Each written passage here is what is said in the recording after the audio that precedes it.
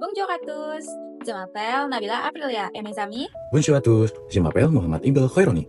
Salut à tous, je suis Sophie Amélie Ariati. Bonjour à tous, je m'appelle Aldesti, je suis étudiant Illinois et littérature français à l'Université Brawijaya. Kali ini kita akan membahas tokoh-tokoh penting dan peristiwa-peristiwa penting yang terjadi pada periode abad pertengahan. Vous êtes prêts, les amis? On est prêts. Diawali dengan salah satu tokoh terbesar di abad pertengahan yaitu Charlemagne atau Karl yang Agung. Charlemagne lahir sekitar tahun 742 Masehi dan menjadi Raja Franka pada tahun 768 setelah kematian ayahnya. Pepi yang pendek. Dalam waktu singkat, Charlemagne memperluas wilayah kekuasaannya dengan menaklukkan suku-suku Germanik di wilayah lain di Eropa Barat. Puncak kekuasaannya terjadi pada 25 Desember tahun 800 ketika Paus Leo XII resmi menobatkannya sebagai Kaisar Romawi Suci di Roma. Gelar ini menandai kembalinya institusi kekaisaran yang dianggap telah runtuh sejak abad ke-5, serta menggabungkan otoritas politik dan agama. Selain kemampuan militer dan politiknya, Charlemagne dikenal sebagai pelindung budaya dan pendidikan. Ia mendirikan sekolah-sekolah, istana, dan mengundang para cendekiawan dari seluruh Eropa untuk menghidupkan kembali ilmu pengetahuan dan sastra. Periode ini disebut Renaissance Carolingian.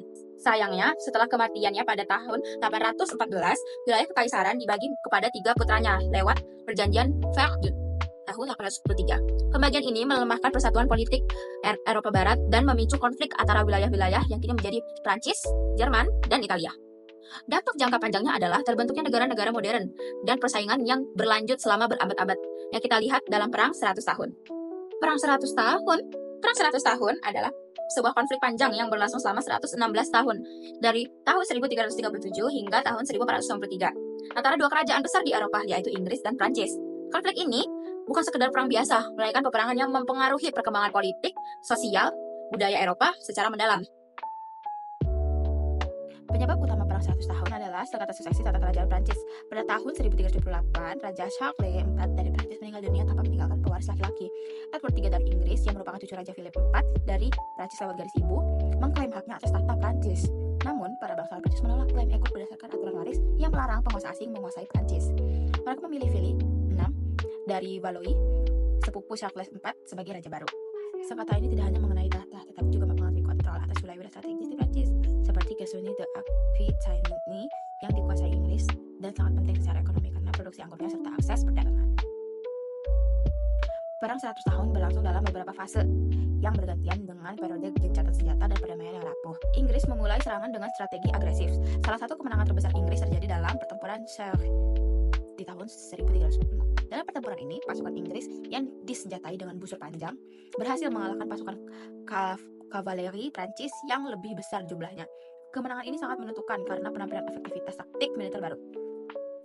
Tahun 1356, Inggris kembali menang dalam pertempuran Poitiers, bahkan berhasil menangkap Raja Prancis Jean II.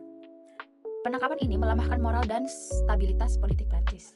Fase ini diakhiri dengan perjanjian Brest-Ligny yang memberikan sebagian wilayah di Prancis kepada Inggris. Namun, ketegangan itu tetap ada. Konflik pecah kembali ketika Philip VI mencoba merebut wilayah-wilayah yang diserahkan kepada Inggris. Perang berlangsung sporadis dengan pertempuran kecil dan pengepungan. Namun, Inggris mulai mengalami kesulitan karena munculnya gerilyawan dan kelompok bandit yang mendukung Prancis. Fase ini diawali dengan kemenangan besar Inggris dalam pertempuran Agincourt pada tahun 1415. Raja Henry V dari Inggris memimpin pasukan yang jauh lebih sedikit tetapi berhasil mengalahkan pasukan Prancis yang jauh lebih besar. Agincourt menjadi simbol kehebatan taktik Inggris dan kegagalan militer Prancis. Setelah Agincourt, Inggris menguasai sebagian besar wilayah utara Prancis dan bahkan mengklaim tahta Prancis melalui perjanjian dengan bangsawan Prancis yang pro dengan Inggris. Namun, titik balik terjadi pada tahun 1429 dengan munculnya Jean d'Arc, seorang gadis muda dari Lorraine yang mengklaim mendapatkan wahyu ilahi untuk membebaskan Prancis dari pendudukan Inggris. Jean berhasil memimpin pasukan Prancis merebut kembali kota Orléans yang menjadi momentum kebangkitan semangat nasional Prancis. Meskipun Jean d'Arc kemudian ditangkap dan dibakar di tiang pada 1431, perjuangannya menginspirasi perlawanan yang terus berlanjut. Setelah kematian Jeanne, Prancis terus melancarkan serangan balik yang akhirnya memaksa Inggris mundur. Pada tahun 1493, perang 100 tahun berakhir dengan kemenangan Prancis yang merebut hampir seluruh wilayah yang sebelumnya dikuasai Inggris. Satu-satunya wilayah Inggris yang tersisa di Prancis hanyalah kota pelabuhan Calais, yang kemudian juga hilang beberapa dekade kemudian. Perang 100 tahun membawa perubahan besar bagi Eropa. Pertama, perang ini mempercepat perkembangan sistem militer termasuk penggunaan tentara bayaran dan perubahan teknologi senjata, seperti penggunaan busur panjang dan senjata api awal. Kedua, konflik ini memperkuat identitas nasional kedua negara, terutama Prancis, yang mulai memandang dirinya sebagai negara bangsa yang bersatu di bawah satu monarki.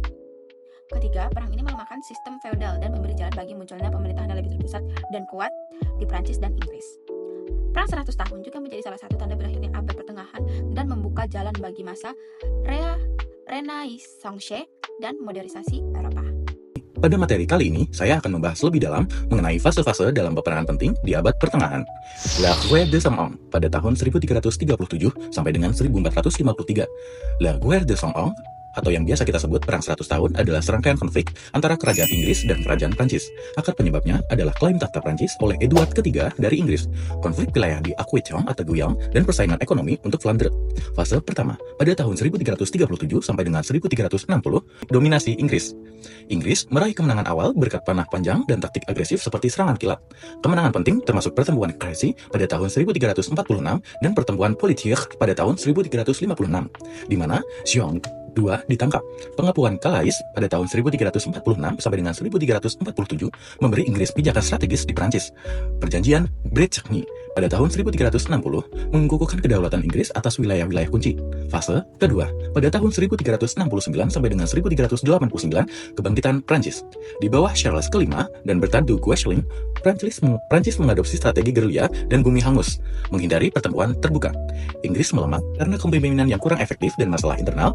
Pemberontakan petani pada tahun 1381, kehilangan sebagian besar wilayah yang sebelumnya direbut oleh Prancis. Fase ketiga, pada tahun 1415 sampai dengan 1429, krisis Prancis dan Jean d'Arc. Kekuatan Inggris kembali di bawah Henry V dengan kemenangan telak di pertempuran Agincourt pada tahun 1415 yang membuka jalan bagi pendudukan Inggris di Prancis Utara, termasuk Normandy. Perjanjian Troyes pada tahun 1420 menunjuk Henry V sebagai pewaris tahta Prancis. Titik baliknya adalah kemunculan Jean d'Arc pada tahun 1429, seorang petani yang mengklaim bahwa dirinya mendapatkan wahyu ilahi. Ia memimpin pemecahan pengepungan Orleans, membangkitkan semangat psikologis Prancis, dan mengiring Dauphin Charles untuk penobatan sebagai Charles VII di Reims. Meskipun Jean d'Arc ditangkap oleh Bourguignon dan dibakar di tiang pancang di Rouen pada tahun 1431 atas tuduhan bidah dan ilmu sihir, kematiannya justru menginspirasi perlawanan. Fase akhir pada tahun 1430 sampai dengan 1453, kemenangan Prancis. Prancis mendapatkan kembali momentum dengan konsolidasi di bawah Charles VII dan aliansi dengan Bourguignon melalui perjanjian Arras pada tahun 1435. Inggris melemah karena ketidakstabilan politik dan perpecahan internal di bawah Henry VI. Prancis merebut kembali wilayah menggunakan artileri canggih dalam pengepungan. Pertempuran Castillon pada tahun 453 menjadi kekalahan telak bagi Inggris yang kehilangan semua kepemilikan kontinental kecuali Calais. Konsekuensi jangka panjang. Perang 100 tahun secara signifikan memperkuat monarki nasional di kedua negara, membentuk identitas nasional yang lebih kuat. Terjadi perkembangan militer penting pada penekanan pada infanteri dan artileri. Perang ini juga menyebabkan dampak ekonomi dan sosial besar, serta mengkristalkan perubahan identitas nasional. Tokoh seperti Jean d'Arc, Henry V, dan Edward III menjadi figur ikonik sejarah pada kali ini. Pada materi abad pertengahan ini, saya memilih topik sejarah bangsa Romawi dari pendirian hingga keruntuhan. Menurut legenda, Roma didirikan pada 753 sebelum Masehi oleh Romulus dan Remus, saudara kembar yang diasuh oleh seekor serigala. Romulus membunuh Remus dan menjadi raja pertama Roma. Meskipun ini legenda, tanggal 753 sebelum Masehi ditandai sebagai tahun pendirian Roma. Roma didirikan di atas 7 bukit di tepi sungai Tiber, Italia Tengah, sehingga memberikan keuntungan sebagai berikut: akses yang mudah ke laut melalui sungai, perlindungan alami dari bukit-bukit, dan jalur perdagangan yang strategis. Pada masa kerajaan Romawi, yang dimulai dari tahun 753 hingga 509 sebelum Masehi, terdapat 7 raja legendaris Roma, yaitu Raja pertama, Romulus, yang memimpin dari tahun 753 hingga 716 sebelum Masehi. Ia merupakan pendiri Roma yang menciptakan institusi dasar. Raja kedua, Numa Pompilius, yang memimpin dari 715 hingga 673 sebelum Masehi, seorang raja yang damai dan mengatur hukum agama. Raja ketiga, Tullus Hostilius, yang memimpin dari tahun 673 hingga 642 sebelum Masehi, seorang raja pejuang yang berhasil memperluas wilayah. Raja keempat ada Ongcus Marcius, yang memimpin dari tahun 642 hingga 617 sebelum Masehi. Dia berhasil membangun infrastruktur seperti pelabuhan Ostia. Selanjutnya, raja kelima ada Tarquinius Priscus, yang memimpin dari tahun 616 hingga 579 sebelum Masehi, seorang raja Etruria yang berhasil membangun Circus Maximus. Keenam, ada Raja Servius Tullius, yang memimpin dari tahun 578 hingga 535 sebelum Masehi, seorang reformat membagi warga dalam kelas sosial. Terakhir, ada Tarquinius Superbus, yang memimpin dari tahun 535 hingga 509 sebelum Masehi. Dia seorang raja tiran yang diusir oleh rakyat. Setelah mengusir raja, Roma membuat sistem republik dengan 2 konsul sebagai pemimpin tertinggi yang dipilih setiap tahun, didampingi senat sebagai badan penasihat yang berfungsi menjaga munculnya diktator tunggal. Republik Roma memulai ekspansi besar-besaran. Mereka menaklukkan seluruh Italia, kemudian Kartago. Dalam 3 perang Punik yang dimulai dari tahun 264 hingga 146 sebelum Masehi, Roma melawan Hannibal yang menyerang melalui pegunungan Alpen dengan gajah-gajahnya. Meskipun sempat dalam posisi sulit, Roma akhirnya menang dan menghancurkan Kartago sepenuhnya, sehingga mengangkat Roma menjadi penguasa Mediterania. Mereka menaklukkan Yunani, Makedonia, dan wilayah-wilayah di Asia kecil. Kesuksesan tersebut membawa masalah internal, seperti perang saudara antara Marius melawan Sulla dan Julius Caesar melawan Pompeius. Caesar berhasil menang dan menjadi diktator, tetapi dibunuh di Senat tahun 44 sebelum Masehi oleh Brutus dan para senator yang takut Roma kembali ke monarki. Kematiannya menandai berakhirnya Republik Romawi. Anak angkatnya, Octavianus, mengalahkan Mark Antonius dan Cleopatra, lalu menjadi kaisar pertama dengan gelar Augustus. Augustus menciptakan sistem baru yang disebut Prinsipat. Era Augustus memulai Pax Romana, masa damai dengan kemakmuran yang berlangsung selama 2 abad. Beberapa kaisar besar, seperti Trajanus, yang mengekspansi kekaisaran dari Skotlandia hingga Irak. Hadrianus membangun tembok terkenal di Inggris untuk menahan suku-suku barbar. Marcus Aurelius, yang dijuluki Kaisar Filsuf, menandai puncak peradaban Roma. Pada puncak kejayaannya, kedua Masehi, kekaisaran Romawi mencakup dari Britania di utara hingga Sahara di selatan, dari Atlantik di barat hingga Mesopotamia di timur. Sebanyak 50 juta orang hidup di bawah hukum Roma, menggunakan bahasa Latin, dan menikmati perdamaian serta kemakmuran yang belum pernah ada sebelumnya dalam sejarah. Selanjutnya, di abad ketiga, Masehi, terjadi krisis terburuk di Roma. Dalam 50 tahun, 50 kaisar naik turun tahta, kebanyakan mati dibunuh. Inflasi merajalela, wabah penyakit menyebar, dan suku-suku barbar terus menyerang perbatasan. Diocletianus berhasil menstabilkan situasi dengan membagi pemerintahan antara 4 kaisar, atau tetrarki, dan melakukan reformasi besar-besaran. Konstantinus kemudian menjadi kaisar Kristen pertama dan membangun ibu kota baru, Konstantinopel. Namun, desakan terus berlanjut. Tahun 365 Masehi, kekaisaran dibagi permanen menjadi barat dan timur. Setelah runtuh, Roma meninggalkan banyak warisan, seperti hukum Romawi menjadi dasar sistem hukum Eropa modern, bahasa Latin berkembang menjadi bahasa-bahasa Roman, arsitektur Roma yang mempengaruhi bangunan-bangunan hingga kini, tersebarnya agama Kristen ke seluruh Eropa dan menciptakan penyatuan budaya Yunani dan Romawi yang menjadi fondasi peradaban barat. Dari sebuah kota kecil di Italia, Roma tumbuh menjadi kekuatan yang membentuk dunia untuk selamanya.